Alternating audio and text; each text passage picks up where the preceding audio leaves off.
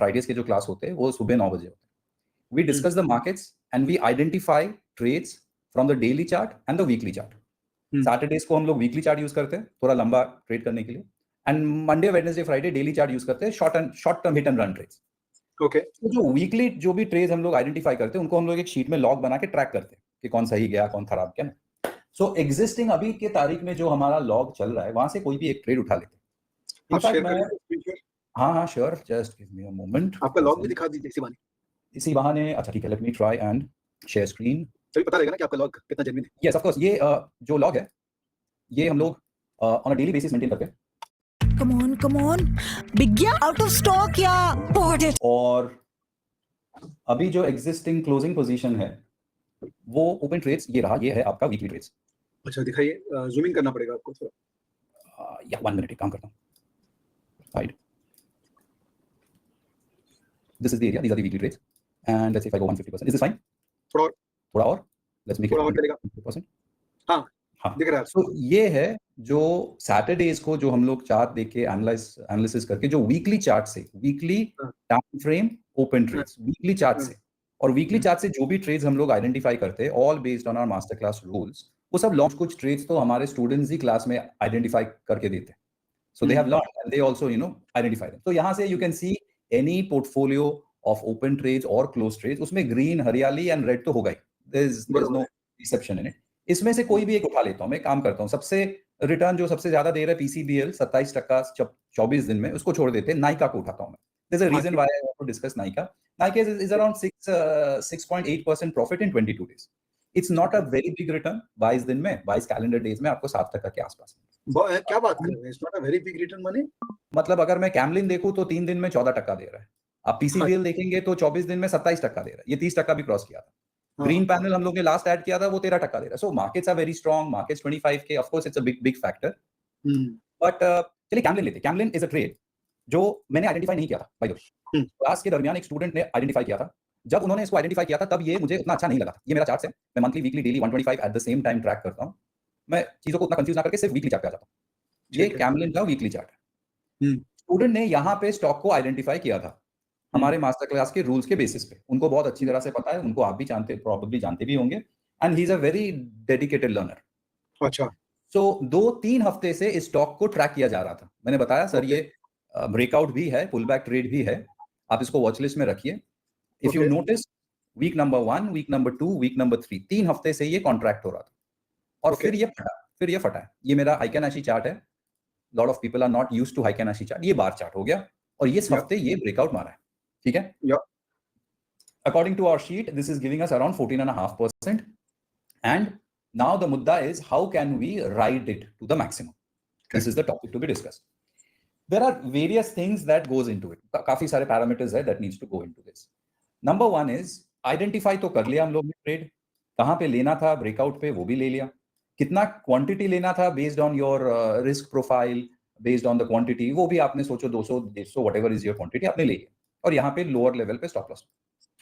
Now you're making 10-14% whatever returns. Now there's a concoction, एक beautiful mix of greed and fear हो रहा है। Greed के 14 का 20% हो सकता है और भी हो सकता है, I can get a big winner। और fear कि ये जो मेरा 10-14% आ रहा है ये कहीं निकल ना जाए हाथ से, ये ब्रेकआउट ना हो जाए।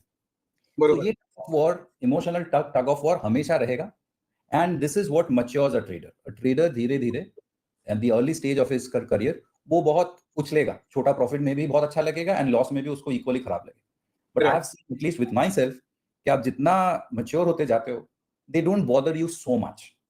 सो ट्रेंड फॉलोइंग या फिर एक सर्टेन मूव को मैक्सिमम कितना राइट कर सकते हैं उसके लिए एक सर्टेन डिग्री ऑफ मैच्योरिटी भी चाहिए, और in other words a certain degree of understanding भी चाहिए। अभी हम लोग क्या क्या कर सकते हैं, let's discuss this. First thing जो मैं डिस्कस करना चाहूंगा वो है इफ आवर ऑब्जेक्टिव, हमारा objective is equal to right the trend, right the trend to the max, जितना ज्यादा हो सके हम इसको राइट करना चाहेंगे, which is essentially in other words कुछ नहीं, trend following. Trend following can be done in various ways in different rules also. First जो चीज मैं सजेस्ट करना चाहूंगा वो है pyramiding. Okay, pyramiding is essentially, आपको पता होगा, is just the opposite of averaging out. कि आपने एक सौदे को आइडेंटिफाई किया और आपने आइडेंटिफाई किया कि 160 का ब्रेकआउट आएगा तो मैं इसको खरीदूंगा। ठीक है, अब Yeah. आपका कैलकुलेशन बताता है, लेट्स से फॉर एग्जांपल 100 स्टॉक खरीदना है, let's say 100 quantity. So pyramiding will tell me, और आई विल से एक काम करो, when you are entering the trade पूरा 100 ना ऐड करके हाफ क्वांटिटी या 50% पहले खरीदो, just to Okay. Test the water. अभी आप हम लोग कहीं कैफे में जाएंगे, कॉफी ऑर्डर करेंगे, कॉफी मिलेगा तो सीधा थोड़ी ना खटक के पी जाएंगे, will just test a little bit just to check कि कितना गर्म है। अगर बहुत गर्म है तो 2 मिनट बाद पिएंगे। सो टू टेस्ट आउट कि ये ब्रेकआउट होगा कि नहीं, ये एक लंबा चल सकता है कि नहीं, एक काम करते, टू टेस्ट इट आउट थोड़ा सा लेके टेस्ट करते, let's see the demand supply pull and push. Yep. तो आधा क्वांटिटी 160 पे खरीदते हैं, और बाकी का सोचिए 2 स्टेप पे 5-3-2 50%, 30%, सॉरी 50%, 30% and then 20%, 3 भाग में तोड़ लीजिए।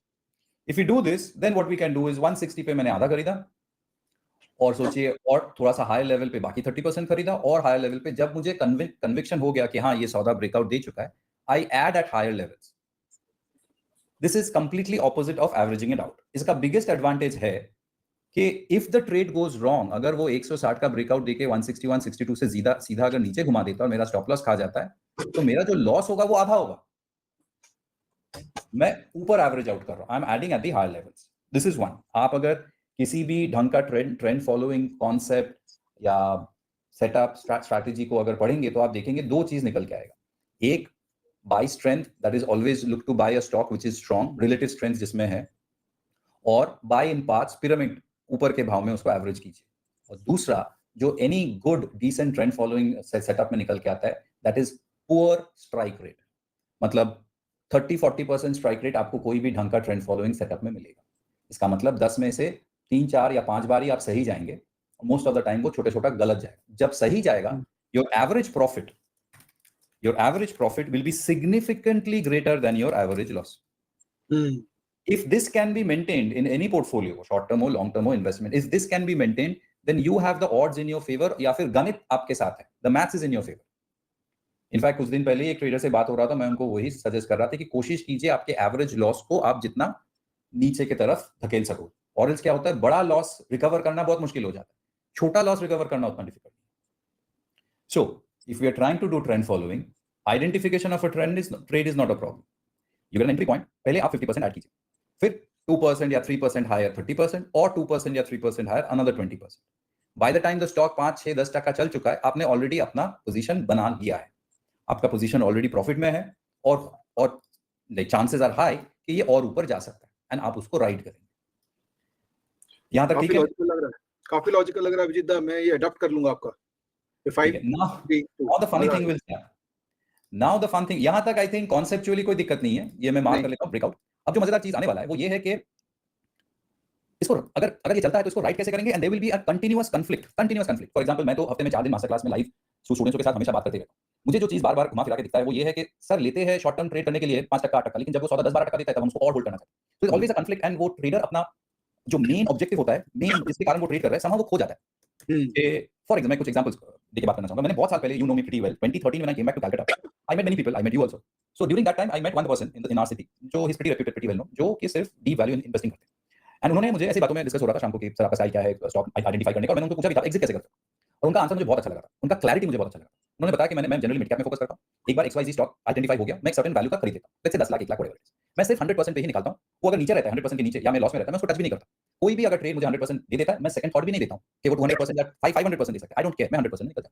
What I liked about him is not I was not interested to know how he finds the stock, I can do it myself also, but quote unquote the clarity very clear. So यहाँ पे जो हम लोग अभी शाम को आज discuss कर रहे हैं, यहाँ पे वो क्लैरिटी नहीं है, we don't have the clarity. So we don't know whether Camlin from this current price of 183 will go to 200, 204, 210, 260, और हम इसको खाना चाहते हैं। Because we do not have the clarity, because हमारे अंदर वो क्लैरिटी नहीं है, our job will be difficult. अगर क्लैरिटी होता, 10% मिलेगा निकल जाऊंगा, 10% मिल गया निकल गया, बिग डील। फिर वो 12% गया, 14% गया, हाउ डज इट मैटर, मुझे तो मेरा 10% मिल गया। I know what I want from the market, I get it, I get out, no questions asked. This is easy trading, means relatively easy. लेकिन अपसाइड्स कितना जाएगा, how do we trail this, how do we ride this, etcetera etcetera. Rules can be anything, some simple super trend भी हम लोग use करते हैं। If you can see it on my charts, one can ride the trend with a super trend. I also look at 3 bar low 3 bar high. जैसे कैमलिन का जो last meaningful trend हुआ था वो ये था, ये वीकली चार्ट है, और अगर मैं क्विकली एक इन्फो लाइन ड्रॉप करता हूं, सोचिए इस लो से इस हाई तक, तो यहाँ पे कैमलिन ने 18 हफ्ते में 18 बार्स उसने 140% दिया था in the past. This is between 27th of March 23 to July 23. It was a pretty good move and low से हाई तो कैप्चर करना मुश्किल है. You can not buy right at the low and exit right at the high. सोचिए अगर मैं यहाँ पे इस ब्रेकआउट पॉइंट पे इसको छोड़ देता हूं और सोचिए ऊपर से अगर इस सुपर ट्रेंड में भी अगर मैं निकाल देता तो ये सौदा आपको 79% देता. 18 बार्स तो नहीं होना चाहिए. 18 बार्स सही देखा. 18 bars. This is not a bad trade.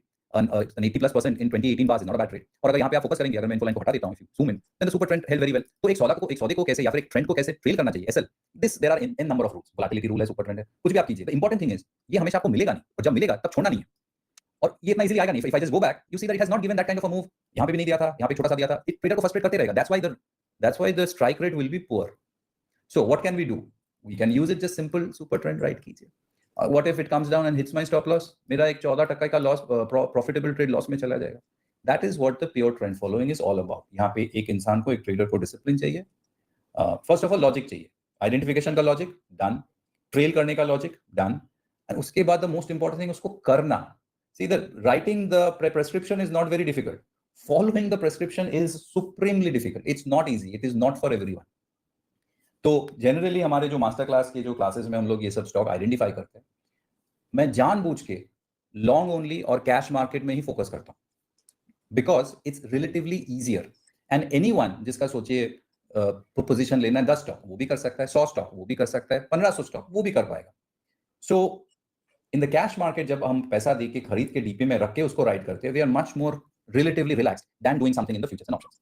So small profits और स्मॉल ट्रेड्स को whether it will become a large move or not वो तो वक्त ही बताएगा. लेकिन if this particular trade becomes a big move, then उसको राइड करने का you can just put in any simple rule like a super trend. The most important thing is the discipline, the mentality, the anxiousness और खुद को लगाम पे रखना. You have to have control of your logic. बोलना बहुत easy है. Super trend का सेटिंग जो 10-3 है वही डिफॉल्ट सेटिंग नहीं, मैं जिंदगी में कोई भी डिफॉल्ट चीज यूज नहीं करता हूँ. I'm sorry, I'm a very unconventional person and trainer. तो देखिए सुपर ट्रेंड जैसे मैं क्लास में बताता हूँ that any indicator or anything you use आपको पूरे डिटेल में समझना चाहिए वो है क्या, उसका लॉजिक क्या है, उसका फॉर्मूला क्या है. सो सुपर ट्रेंड नाम बेहतरीन है. Super trend is actually clicks very well, but it comes from the concept of average true range, which is a well spoiler thing back in 1986. तो एसेंशियली सुपर ट्रेंड का calculation होता है कि candles और बार charts के range से, average true range से. Super trend is not, मेरे हिसाब से जितना मैं टेक्निकल्स या चार्ट समझता हूँ, super trend is not a very good indicator to determine the trend. I don't think so. EMAs are much better, much stabler. But अगर super trend को आप as a stop loss management use करना चाहते हो, using volatility, because ATR is essentially a tool to calculate volatility. It's a better. मेरा जो super trend का settings है वो 2-1 है. मतलब एक दिन का मैं range ले रहा हूँ, sorry 2 दिन का मैं range ले रहा हूँ average, और उसको एक multiplier दे रहा हूँ. जो super trend मुझे 2-1 में मिलेगा वो बहुत tight super trend होगा. क्यों? मैं जो मास्टर क्लास में मेरा जो थीम है वो है मार्केट का मोमेंटम को कैसे यूज करके ट्रेड किया जाए. अब मैं 14% 10% प्रॉफिटेबल ट्रेड को उतना ऊपर से जाने नहीं देना चाहता. I want to ride it. In fact मैं आपको क्लोज ट्रेड्स भी दिखाना चाहूंगा. हमारे जो मास्टर क्लास के जो ट्रेड्स जो भी मैं आपको ओपन पोजीशन दिखाया उसका एक ओपन गूगल शीट होता है. ये उसका गूगल शीट है. डे 1 से मंथ आफ्टर मंथ जो भी सौदा हम लोग ने लाइव क्लास में आइडेंटिफाई किया था, डेली चार्ट से और वीकली चार्ट से, वो सब मेंटेन किया जाता है, सब.